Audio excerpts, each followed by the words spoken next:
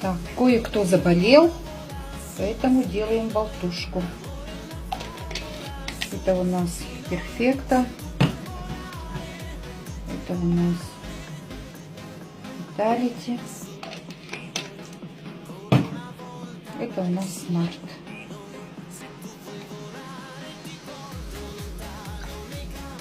И обходимся без противовирусных, без антибиотиков.